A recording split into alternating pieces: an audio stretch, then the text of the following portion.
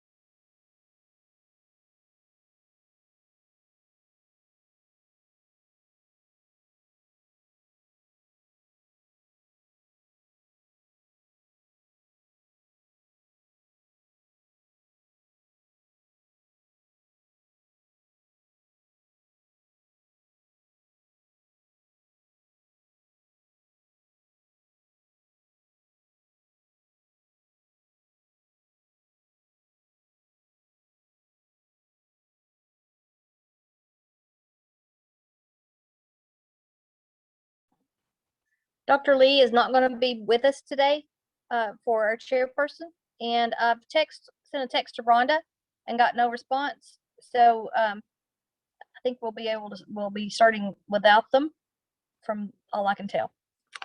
So right now we have how many? We've got 12 participants. Nope. We can go ahead and get started if you want to. Yep. Since it is exactly 1 o'clock. Well, 12 o'clock. Depending on which time we're in.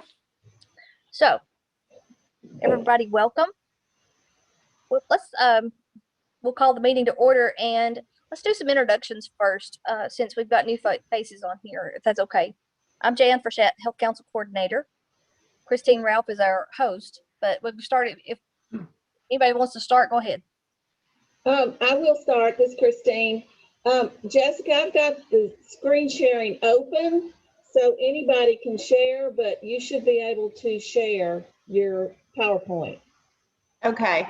I've never screen shared a PowerPoint, so hopefully. Okay, at the bottom of your screen, when there's things across the bottom and it says screen share. Do you see that? Hover your mouse. Oh yeah. Hover your mouse.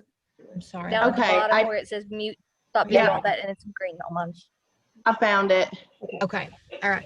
Carol, I know Carol well. We've had her several times. So I'm a notebook. Sorry about everything here in my car. Let me look. Can I go ahead and introduce Kelly? She's our new employee in our department, our newest this month. We're going to have a new one, I guess, again real soon. Okay. But Kelly has taken the place of Healthy Development Director, where Rachel Swafford was. Let me get you on this so I can. We'll open the floor to let her say a word or two if she wants to. Now. Okay, I'm sorry. I'm so sorry. Okay, Carol Butler, PT. And now, which doctor is she going to see? Hi, I'm Kelly Ware. I'm the new Healthy Development Coordinator at the Southeast Regional Office, Tennessee Department of Health, and I dealt with built environment projects such as playgrounds, parks, anything to do with complete streets. I help people with their projects find funding if they want grant writing or help to connect with people. So if you want to reach out to me about any of these things, I'll put my email in the chat box. You can just look for me in there. Thank you. Awesome. And everybody else, please sign in the chat. That's our sign in. When we first picked her, I do. I mean, let me tell you, and she knows me well. I've known this woman for years, and that was. I think we have a side conversation going. Christine, can you want to hit mute? I was, the home health nurse that came around. Christine, can you mute Molly's cells? Oh, sorry. Okay, I'm Jillian Brown with Sethridge Upward Bound program covering Sequatchie, Bledsoe, Marion, and Grundy. Jan, I did upload a Word document into the chat. I made essentially like a one-pager of resources that are kind of commonly asked for within the community. Right now, our funds are low, if any at all, in some of our counties. So those are kind of the places that we're trying to send people. Awesome. Constance Willingham, Bledsoe County Pikeville Farmers Market. And I work with all the other community partners, the food bank, etc. Welcome. Thank you. Denise Craddock, Community Care Partner for Blue Care Tennessee. Hi, I'm Megan Thanks, Shelton. Megan. I recently got married, so my name will be changing in the clinic to Weaver sometime soon. So I just put Shelton Weaver on there, but I'm at Bledsoe County Primary Care Center, and we are a federally qualified health center. We do sliding scale fee for our patients that don't have insurance. So we're able to help a lot of people that don't have insurance in this area. We have several offices. We have one in Grundy, Cleveland, Ray County, Meigs County. I'm trying to think if I left anybody out. And our main office is in Benton, Tennessee. So I will try to put my contact information up here, but I'm here in Pikeville with our nurse practitioner, Kayla Perry. I'm a physician assistant, so it's me and Kayla Perry, and we try to, like I said, just take care of people who don't have insurance. We also have a nurse practitioner named Clayton Mars who comes here once a week, and he's here for a half day, and he specializes in mental health. I'm Lakeisha Davidson with the Relative Caregivers Program. Thank you. Thank you all. I'm Paula Shadrick. I do the SNAP employment and training for Marion, Bledsoe, Grundy, Sequatchie, and Hamilton. We assist with people getting back into school. We assist with childcare. We assist with tuition assistance and transportation. Hi, Jan. Hi. Can you hear? Hey, I forgot about the meeting, so I apologize. Michelle Raines, coordinates school health, Bledsoe County Schools, and nursing supervisor. I'm Wendy Stewart, Southeast Tennessee, AAAD. I'm the SNAP coordinator. I assist seniors and people with disabilities with applying for food stamps. I'm Janice Franks, and I work for Dynamic Dietetics. We also go into the Head Starts there in Pikeville area and do surveys and that kind of stuff, help them out.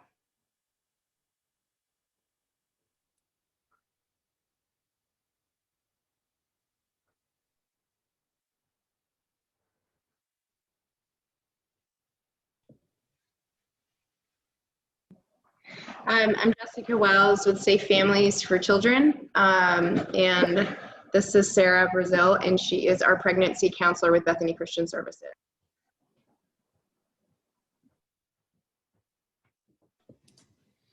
This is Leon Roberts with DentaQuest, Outreach Coordinator. I'm the Outreach Coordinator for the state of Tennessee, so if anybody needs any dental supplies or any oral health presentations, feel free to contact me. Thank you. Hey, I'm Mandy Easterly, health educator for Sequatchie, Marion, and Bledsoe counties for A Step Ahead Chattanooga. And I'm going to put our information and some education resources that have recently been updated in the chat. Did we get everybody? Has everybody? Hey, this is Autumn Morgan. I'm the social worker with Medicus Home Health. I work with Molly Sells, and I do Sequatchie, Bledsoe, Ray, and Van Buren County.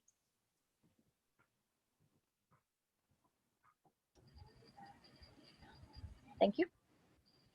I am Kelly Harris. I'm with Nurture the Next. this is my first time with the Bledsoe Health Council, so hello everybody. We have just recently acquired a couple of new counties in our coverage area, Bledsoe being one of them, and we're very, very excited about that. We are currently in the process of hiring somebody to cover the county, but until that point, you got me. And I'm glad to be here. If I can be of assistance to anybody, or if you don't really know what Nurture the Next is about, I'll be glad to explain it. One thing I did want to mention, and we're trying to get the word out real fast, is we're hosting a virtual baby shower this Friday. I've sent out flyers. I'm not sure if I sent one to Jan. I know I sent one to Christine, but I'm not positive about you, Miss Jan. But anyway, it is going to be 100% virtual. It does have to be, you do have to register for it, and it is for prenatal moms. It is for moms that just had babies, or it's for anybody who would like to have some additional information. We have some pretty good speakers coming to inform us of some educational stuff surrounding pregnancy. Everybody that participates will get a gift, and also they will be registered for a drawing for a $100 gift card. I'm not sure where the gift card will be coming from, but it will be worth $100. So if anybody is working with anybody, or if they know anybody that could benefit from this shower, and you would like more information on it, please don't hesitate to contact me. I put my email and stuff in the chat. And I think that's it in a nutshell, or what I mainly wanted to get across today. But if I could help anybody at all, I myself cover Ray County and Polk County. We also acquired Meigs County, which I'm really excited about that. We do already have somebody in that county. We just, she came from another county, so she was already an employee, but her name is Jessica, and she will be covering Meigs. So anyway, I thank you very much for allowing me to be here. And if anybody needs me for anything, please don't hesitate to reach out. Thanks. Thank you, ma'am. All right, did everybody get a copy of the minutes? And did everyone get a copy or get an email from me, or did you get one from Beth? If you didn't get one from me, can you put a check mark by your name in chat, or put something in there, didn't get, or something like that, so that we know that you didn't get it? I had a new laptop, and that's what happened. We got a new email group, and it's changed a little bit. So, all right. If anybody got a copy of the minutes, can we get are there any changes, updates, corrections, anything needed to change it?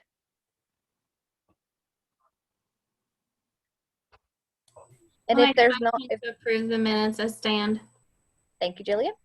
Can we get a second? I second the motion. Constance. Thank you. All right, thank you, ma'am. All right. So let's go forward with introducing our speaker today. That is Jessica Wells with Safe Families. Hi, everybody. My name is Jessica, and this is Sarah. We work together for Bethany Christian Services. We have different and similar roles. We're both technically parent advocates. So we work with women, mostly families and women in crisis. Sarah has more of a role with pregnant women and women that are deciding whether they want to parent or considering adoption or not sure what they want to do. But I am over the Safe Families for Children program. And so that is what I'm going to start out sharing with y'all today. And then Sarah is going to share briefly about pregnancy counseling and what that looks like. And because we have some overlap as well, because Safe Families is often a resource for our pregnant moms that are in crisis. They historically have used Safe Families. So we work together, do each other's jobs sometimes. So I'm gonna try to pop this up for y'all to see. And let me know, can y'all see it? Is it small?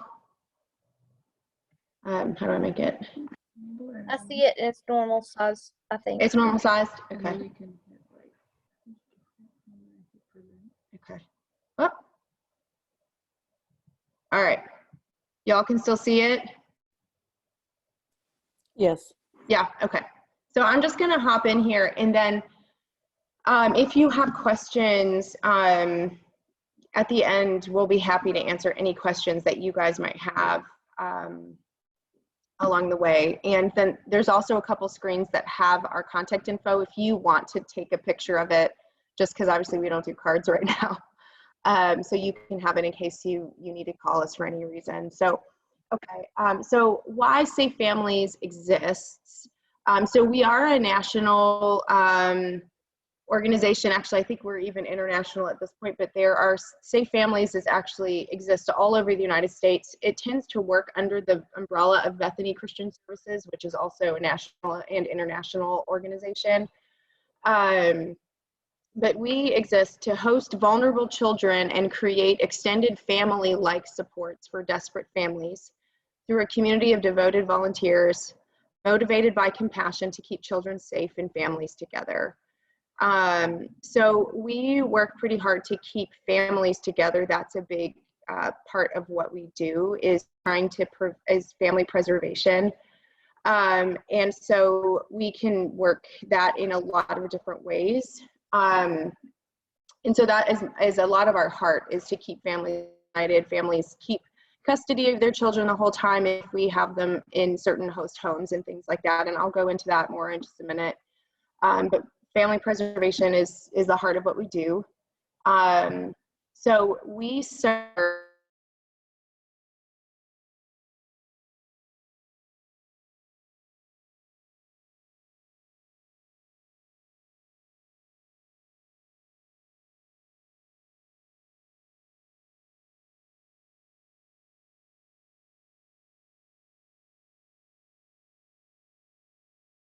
a medical crisis, which can be anything from like I'm having a surgery and I need someone to care for my kids, to I'm having a baby, to sometimes it's moms with postpartum depression, so needs like that. We serve a lot of young mothers, so a lot of the women that come to us are fairly young, but we again serve all ages of families, but we do serve a lot of young mothers, teen moms, or older teen moms, and then a lot of young adult women. And then families in need of extended family support. So that's a big piece of the family preservation, is helping families discover or create a circle of support around them. And so sometimes that's helping them look at their own structure, their family, their community that they're in. And sometimes it means sort of trying to help them fill in some of those blanks by using volunteers in the community that step in and will act and be like an extended family to them. So that's what families in need with sometimes that's what our moms need more than they need care for their kids. They really need that extended family support. So who do we host? So we use volunteer host homes, and I'll go into that a little bit more in a minute. And one of the things that Safe Families does is we offer hostings for children when their families are facing a temporary crisis. And these host families are in the community, they've been trained and all of that. And so we host children, newborns through teen years. Really, it's 0 through 17, 18, if they're like still in high school. So we can work with that sometimes, but usually it's children ages 0 to 17. But again, if you think minors, that's really what we're targeting. Most of our hostings occur for age 6 and under, but we do have families who will host older children or teens. Some of that is just the host families that we have currently many of them are more comfortable hosting younger kids, or they have younger children themselves. But we do have families that are open to hosting older kids and teenagers, and we're trying to recruit more families that will do that as well, because we know that's a big need, especially right now during the pandemic. That's been a pretty big need.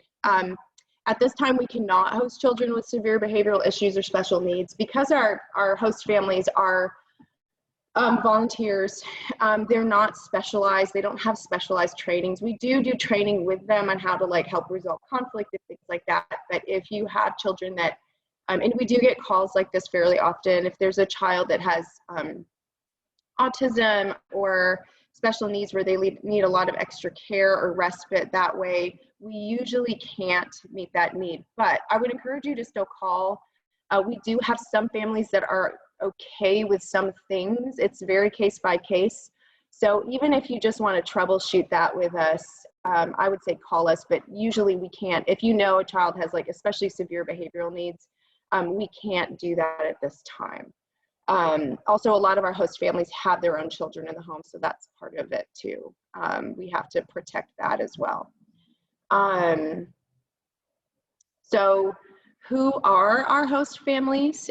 So we recruit mainly from local churches, but also we find host families from local nonprofits, friends of friends, etc. So historically, we've worked through local churches just because we find, well, we're faith-based, but also we find that families that are connected to a local church, it's easier for them to also receive support from their church members. So a host family, we don't ever want them to be isolated in the care that they're giving, so they're able to rely on their friends in their faith community to come alongside. Sometimes they provide meals, or if those kids are like needing clothing or other things. We also, so while we're creating a support system around the family in crisis, we also try to create a support system around the hosting family. And some of that is just to help everyone preserve margins and things like that. So we target churches because that's sometimes a good way to just get the word out and offer trainings. But then we also, you know, if y'all have a friend or you want to do it, that's great too. So it's not limited to churches. Our host families, again, are all volunteers. They don't receive any compensation. Again, that is why we try to help them create a support system so that they're not having to bear the burden financially. Although sometimes there is some of that, and that's why like generosity is a huge piece of why people decide to host, that that's something that they want to do. But also Safe Families, like we try to help, you know, every once in a while we'll have kids that they show up to the host family literally with the clothes on their back.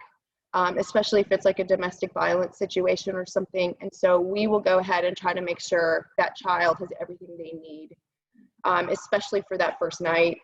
You know, I will run to Walmart and buy clothes and get all backpacks and toothbrushes and all of that. And then we'll try to reach out to other community people to come around and supply the needs for those kids for however long that stay is going to be. But our host families, again, are not compensated financially. We home study, background check, and do extensive training with all potential host families. If somebody is like, man, I just want to do the Safe Families thing, they can get it done in about 2 weeks. It really has to do with getting out there to do the home study and making sure it's approved and making sure that we can get the fingerprinting back, and fingerprinting can take up to 2 weeks to get returned to us. And then we do a lot of trainings for them around, you know, what it requires to be a host family. Host families can be married couples with or without children, or single people with or without children. So if it's not limited to people who are married or people who have kids or don't have kids. We have empty nesters, we've had single parents, we've had widows, we've had, I mean, so many different kinds of families. We have a host family that has 8 children, and they homeschool, and they have this huge property, and they love hosting kids, and kids love going there, and it's fantastic. So we have so many different kinds of families that can host. If you can pass a background check and your home is safe and you are loving and nurturing, I mean, it really, there's a lot of options. Host families provide a safe place for children to sleep, nourishing meals, and nurturing and caring environment to children. So really it's important that whatever that home looks like, that they're able to just fold those kids in and just really love them like their own for however long they have them. Part of the home study that we do is making sure that we see that there's safe sleeping arrangements for the kids and things like that. And that we make sure that the house, their home is safe for having children. So Host families develop a relationship with the children and parents, providing extra family support long-term. So we've seen this happen. We keep lines of communication open between the host family and the family that is needing the hosting. So in the past, before COVID, that included everything from FaceTime and text message and phone calls to we meet at the park and we do that. So there's consistent contact. We try to keep the families connected until the parents are ready for the kids to come back home. Now, one thing that we're offering now that we haven't so much in the past is daytime respite. So in the past it was overnight care, but now we're offering daytime respite as well. So like this works really well. I had a mom last year that I worked with that had pretty severe postpartum after she had a baby, and she just needed a break a couple times a week. And there was a family that just took her two little boys a few times a week, played with them, kept them for several hours so she could sleep and bond with her baby or go to counseling appointments. And so those are great ways that host families can support families in crisis. Sometimes a mom has like a crazy training that she has to do for a new job, and the hours are all over the place. And so that can be something that helps. It can't replace daycare, but it can sort of help someone get from point A to point B if they're maybe on a waiting list, or if they have maybe a medical need, or they're taking care of an elderly family member and they need to be gone all day. So there's so many ways we can creatively use Safe Families to help parents get what they need. So again, bring me, if you're curious about using it, you know, just send me your scenario and we'll see what we can do. And then one of the beautiful things that we see a lot of times is that these moms continue the relationship, or these parents continue the relationship with the host family. And then maybe one day they don't need us, they're just communicating on their own. And so we've seen that happen with our families, and that's a pretty beautiful thing. So our referrals come from local agencies and nonprofits. Hospitals, we get calls from hospitals. Sometimes if a mom is in labor and went into labor early, couldn't find care for her kids. Sometimes we've had that happen, or if she's like on bed rest or something like that. If a mom has a baby and maybe the mom needs to go into rehab or something like that, we've used Safe Families for situations like that. Schools are a great resource. We love working with schools just because there's already that great support system there with social workers and stuff. And a lot of times they really know what's going on in the lives of those kids. So that's one thing that we work with schools. We do work with the Department of Social Services, so like CPS, DCS. That can be case by case because custody stays with the parents.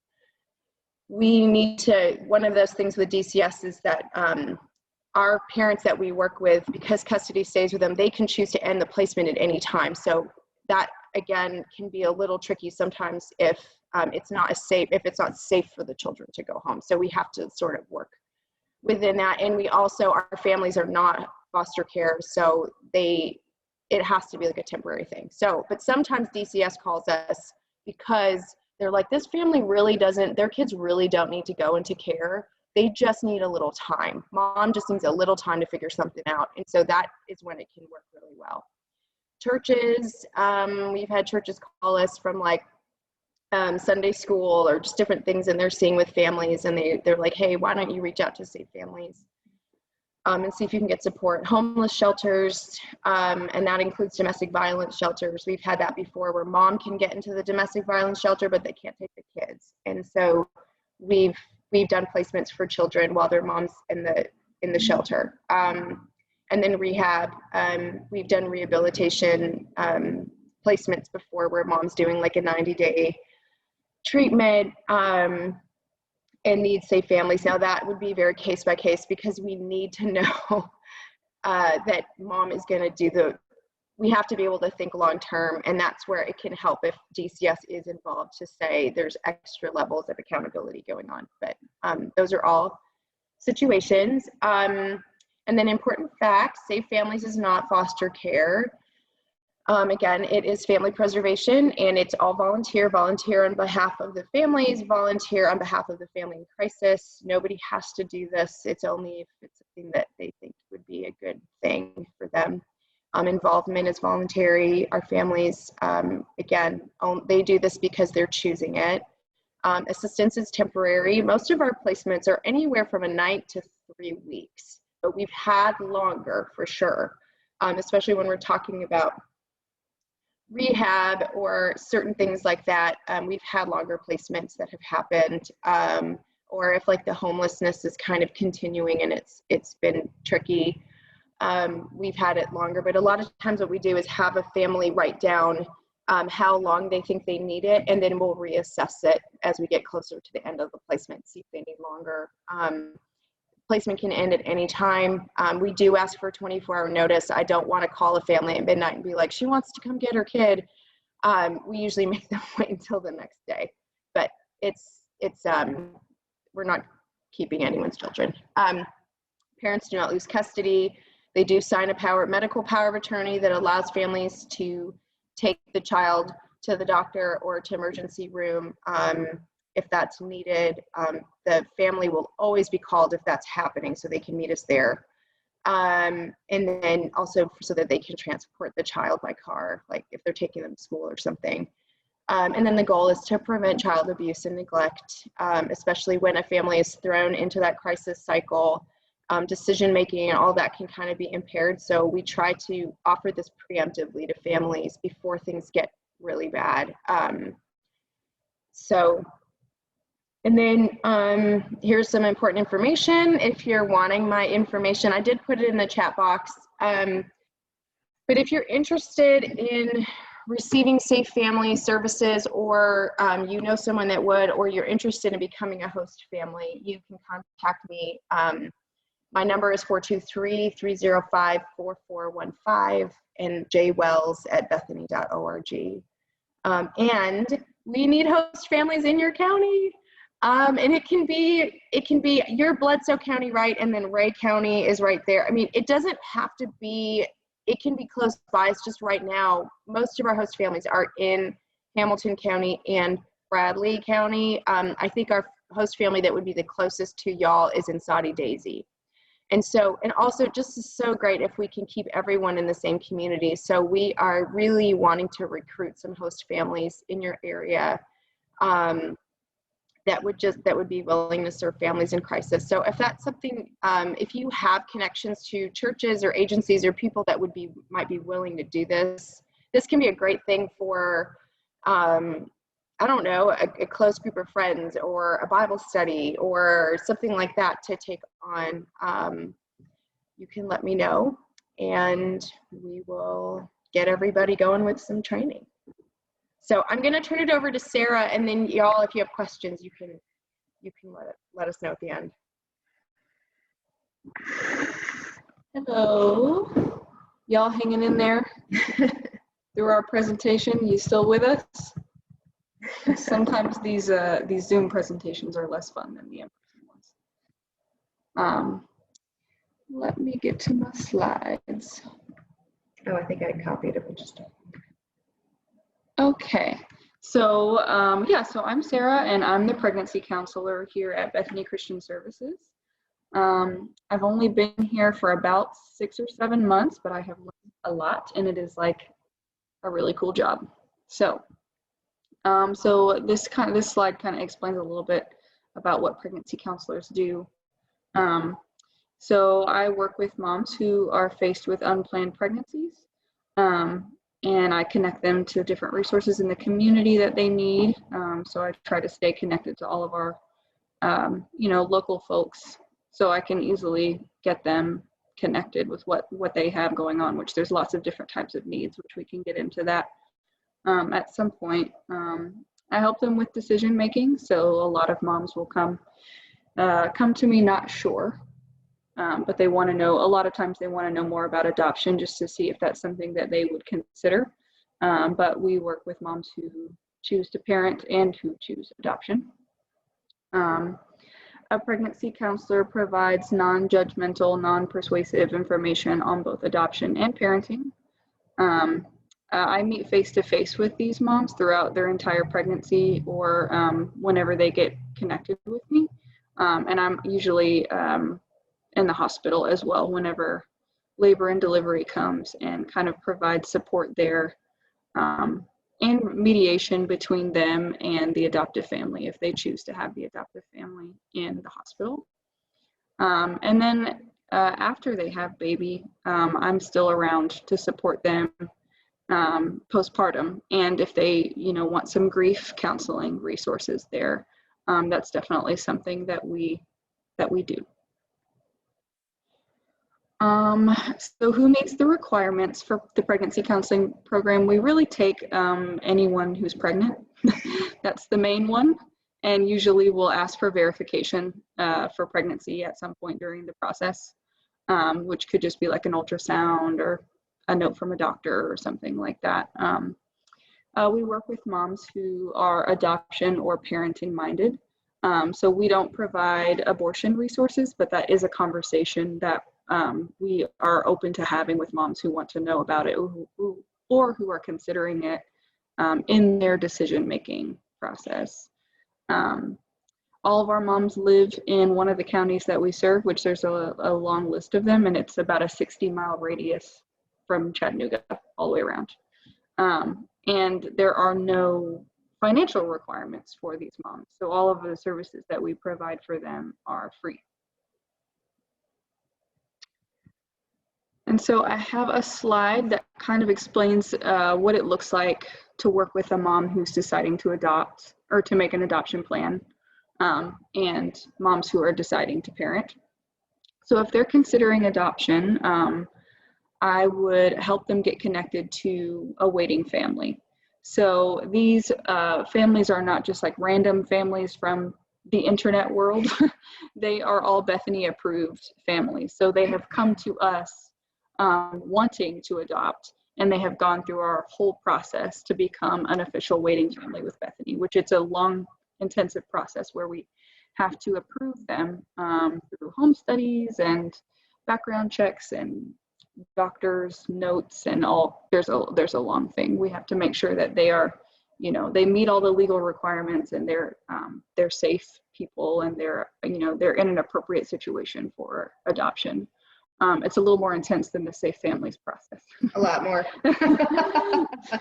Yeah, Jessica has some experience with that. So, and then I also work with them. So adoption is a legal process, and so those forms and that process can be really complex, even for me. So a lot of our moms, don't know anything about that, and so I walk them through the paperwork, and I explain what everything is, and I help them, get through that stuff. And then I also do referrals for them for basic life needs, housing, food, clothing, if they need to be connected with an OB, any kind of referrals that they may need for just basic needs. And then I'm there through the whole thing for just emotional support and to listen to them when they need to talk. And then for moms who decide to parent, we want to make sure we can get them connected to some parenting classes if they feel like not super confident in their parenting skills. We will connect them to the closest one to where they live. We help them get baby items, car seats and pack and plays and diapers and all that kind of stuff. And we help them with the decision-making processes, just even in parenting, all the different decisions that need to be made. Help talk through some of that stuff. We want to help them get an established circle of support, which kind of crosses over with Safe Families sometimes, like what Jessica was explaining. But yeah, just helping them look at who is in their circle, who's in their community, that they can count on to help them, because parenting is, it takes a village, like they say. And some of them, a lot of these moms, the reason they end up connected to me is because they don't have a lot of support. And also most of our moms have other children. And so, which is like something I didn't expect when I first started working here, but it's really common for moms who work with us to have multiple children.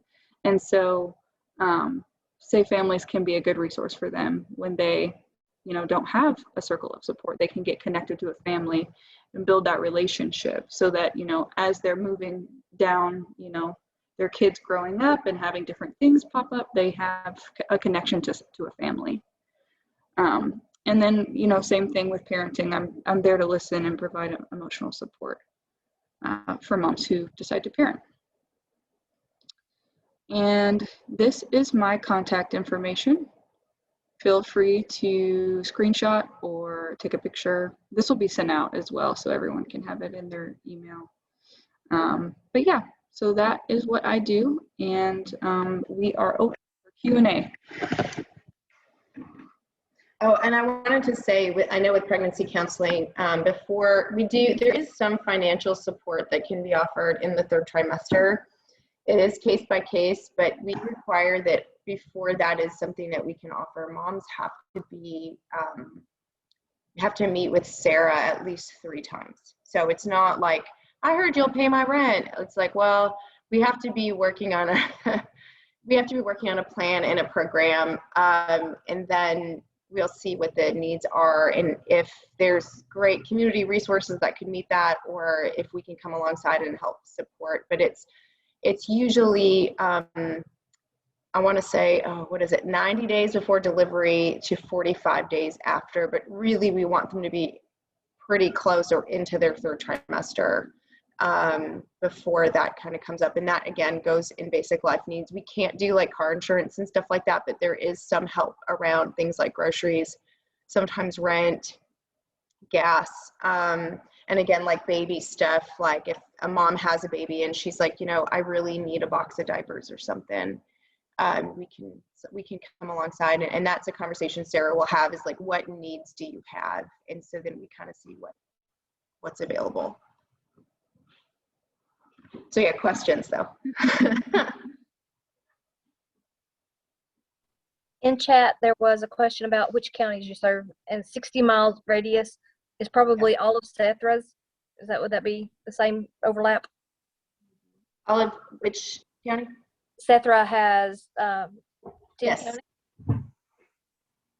Yeah, so I'm trying to remember the map right now. I know it's like, obviously Hamilton, Ray County, we serve Bradley County, Bledsoe, Franklin, part of Meigs County, I think, in Polk County, but we have some overlap with the Knoxville and the Nashville office. So some of them are can be cut in half, or the top of the county can be cut in half.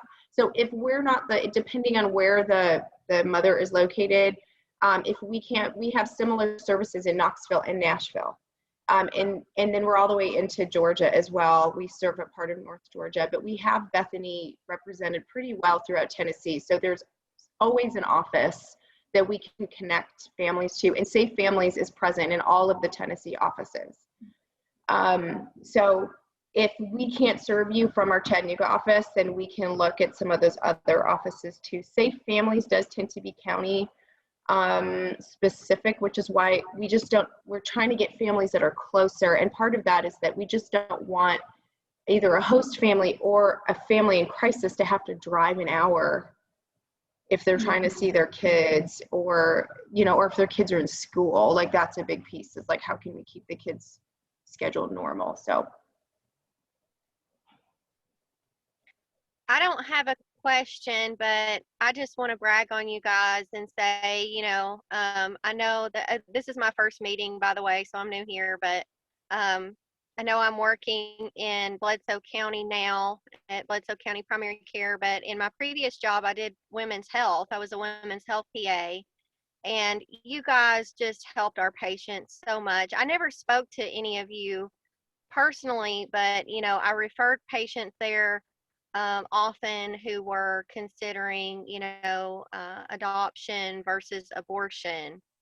And there were just many ladies struggling in our clinic, having to make some really tough decisions, and you guys helped out so much, and it's just amazing what you do. And I'm so glad that I'm here and learning more about what you do, because I had no idea the spectrum of things that you did and about Safe Families. You know, I thought it was only adoption services, but I didn't realize that you guys did Safe Families and helped kids of, you know, all ages up to 18. So that's fantastic. And I look forward to working with you guys more in the future. Thank you, Megan. That's so kind. Thank you. In chat, there was a question. Do you have a referral form that we could We spread do. throughout? Okay, so I used to be a pregnancy counselor. And I know a lot about Safe Families because I did a lot of overlap before with our previous one. So we do have a referral form, I believe, but you can it's not required though. You can just call us. I mean, we all have work phones, so they're on us, you know, 5 days a week, and then there's someone on call on the weekend in case there's an emergency. And so I would say just calling is the best. Email is great too, but again, I'm not checking on the weekend unless I'm on call. Well, even if I am, but yeah, phone is the best. And then what we would do is we can send you intake paperwork. Does that make sense? So that if moms want to see like what the process is, we can send all that paperwork to you if you have someone interested. There is a requirement for a notary for the power of attorney. So that's something to know, that if you have access to a notary or somebody that you can ask, that would be important. We have a notary here in our office, but that would just be something that's important, is the power of attorney needs to be notarized. Yeah. That's right. The reason I ask about referral forms is a lot of times whenever I tell clients, hey, you should really call this lady, they never call that lady. So it's best whenever I have a referral form that I fill out for them and then send that in. So I know that a point of contact will be made. Yeah, so what you can do is send me the client's contact information over email. You can also go to 1-800, what is it? 1-800, is it? Bethany or I'mPregnant.org. There's ways that you can also put in their information. A little contact, and someone from here, we get those and we respond, I think, within 30 minutes. Mm-hmm. It's online. So that's also a great thing. You can send moms who are like, I'm pregnant and I don't know, I'm thinking about adoption. You can send them to I'mPregnant.org or 1-800-BETHANY, and they will get them connected super quick. I more so have a lot that are just really young and don't have the support network. Yeah. That don't have an extended family to watch their child while they do try to have a meeting with me or a meeting with DHS to get their SNAP started, or, you know, for an interview or whatever. Yeah, we would love to. I mean, again, that's where having some local host families in your county would be awesome, just for the closeness, because otherwise they're driving pretty far. But those are things that we can do. And if you have families that are like, they really need this over the weekend, I mean, we can bring them down here. It's not like that can't happen. It's just going to serve y'all better if we can get some host families in your county. We can do that respite care. Can y'all do like presentations like at churches and stuff to try to recruit? Yes. Okay. Yes. Yeah, we love doing that. We just need the connections, and I don't know. I've kind of cold called some people, but they're probably like, who are you? So it helps if it's like, hey, I'm going to talk to somebody at my church or something. Mm-hmm. Yeah. Okay. Okay.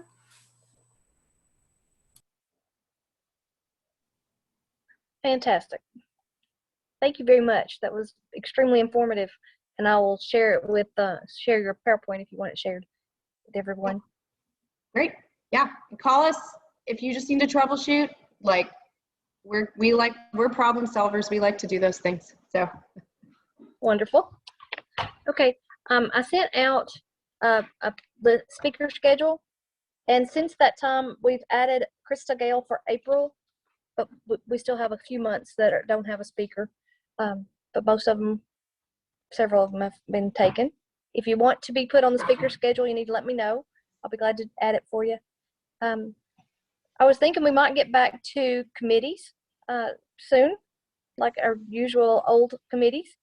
That would be talking about our teen talk, our teen maze, our back to school events, and all of that. All those committees that work with teens. That usually goes through Michelle. or Rhonda does back to school too. So, we have any thoughts on that?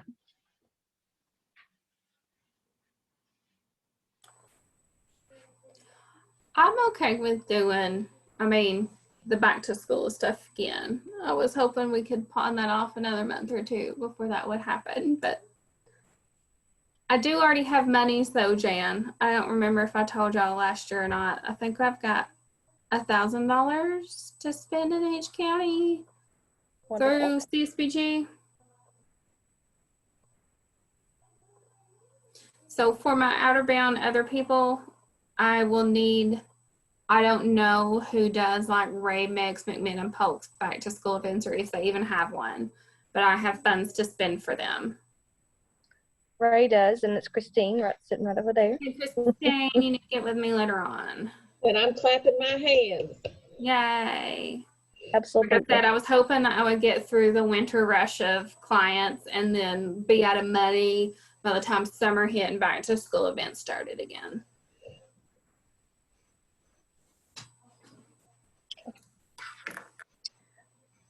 I also sent a list of national health observances. From February, we have heart health, of course, and we had domestic violence awareness for teen dating. Next month, we have MS education and awareness, bleeding disorders, National Kidney Awareness or National Kidney Month, National Nutrition Month, traumatic brain injury, trisomy, National Drug and Alcohol Facts Week, which is March 22nd through the 28th. I thought that would be very interesting. That'd be a good time to recruit more people to be trained for Hamilton County Coalition. I'm just looking on the screen to see if she's here. She's not today, but I will give you links and resources to get opioid Narcan trained anytime you want it. But that's a good time to promote that. And World Oral Health Day is the 20th. Dr. Lee's not here, but I'll make sure he reads that.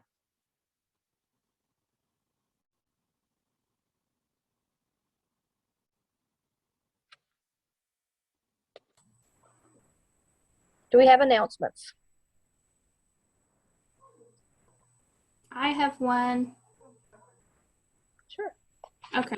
You were kind of cut in and out, so I was like, is she okay with that? My hand, yes, you're most definitely okay with that, but my hand went across that screen share, sorry.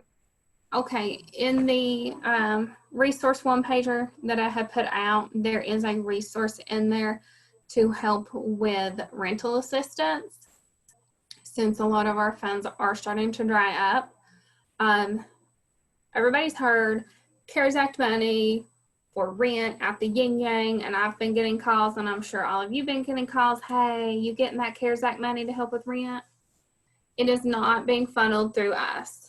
The state entity that is being funneled through, to the best of my knowledge, is the THDA. The link for that particular page is on that one pager. The portal is not open yet. They are targeting it to be open March 1st. Who knows if that will happen or not, but that is the target. I don't know what qualifiers are. They're still, THDA is still waiting for more clarification from the Treasury Department on how all that can be used and not used, and so. But from what I hear, that they can help take care of the last 12 months worth of back rent and potentially do 3 to 4 months forward. And I'm not for sure if it will help with utilities or not, or if that is just strictly rent. That is a ton of money that could be used. So we are looking potentially to help not just refer our clients, but even, because as far as I know, there's not a paper application. Like, they're going to have to go through the internet portal. So I'm sure you all know we have clients that don't have internet access, don't have a way of uploading things, or just don't know how to work computers. So there may be a lot of me spending time with some people and some of our ladies try to help people through those applications. So if there are any other agencies that can assist with that, that would be great. So just be on the lookout for all of that. But if you go to that link, you can put your email in for them to email you once the portal is open. But that's all the information I have on that right now. But that's big news, big news. Everybody, please remember to, if you haven't signed in chat, please do. That's our sign-in sheet.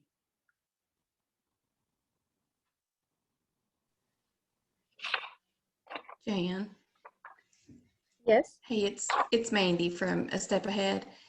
And I just want to let everybody know I'm going to put another couple of things in the chat box. I'm going to put the link for our REACH symposium in there if anyone's interested in that. We do offer continuing education units for that. It is next Friday, so it's coming up pretty fast.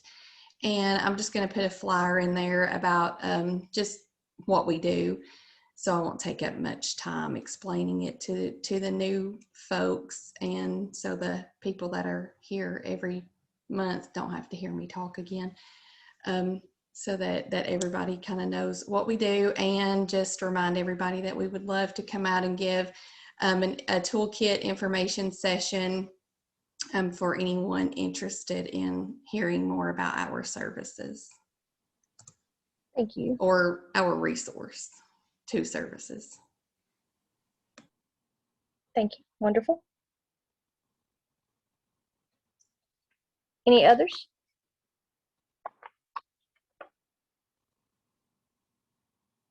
COVID vaccines are available at the health department.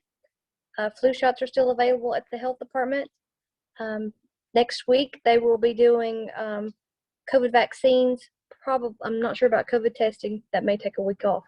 And they will be doing WIC appointments online or by phone because they'll be moving from the old health department to the new health department starting Tuesday.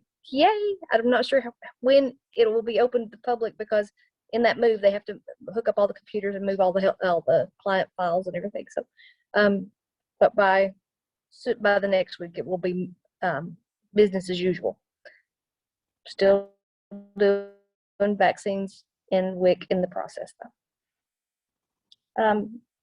March 10th, Amanda Yergin with Chant will be speaking. That's community health accessibility and network across Tennessee, I think, something like that. It's what used to be, well, Children's Special Services that the health department did. And so they've changed their name, and Amanda will be doing that. It's, we do need all the resources we can get during these trying times. I'm very happy that Nurture the Next will be coming to Bledsoe. So thank you, Kelly, for bringing us more resources. Rhonda sent me a text while our speaker was speaking, and she had an emergency in the court, so she had to go take care of somebody in court. So that's why she wasn't with us today. But is there anything else that anybody else needs to talk about today? I'm very happy that we had a good turnout today. Happy for new faces. Please let me know if you did not get my email, and I will make sure that this gets fixed before next month. I went in the office and we thought we fixed it last Thursday, but it did not get fixed. We'll make another effort on that. And Beth has a list as well, so Beth backs me up. All right. Yes, Anything and else? let me know if you didn't get the email from me, Beth Delaney, and I'll make sure you're on the list too. Sorry, we accidentally left some folks off, but just email me at beth.delaney@tn.gov if you did not get an announcement from me.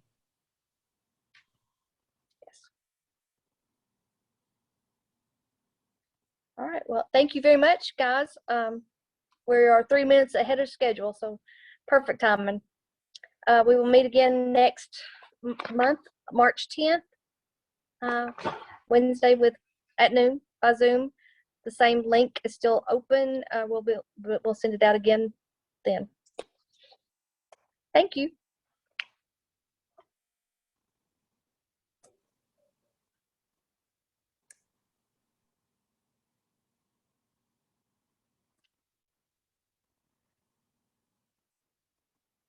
Thank you, Megan.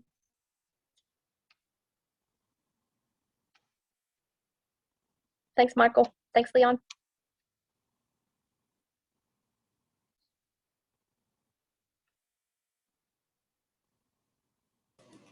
Have a good one, Jan. You too.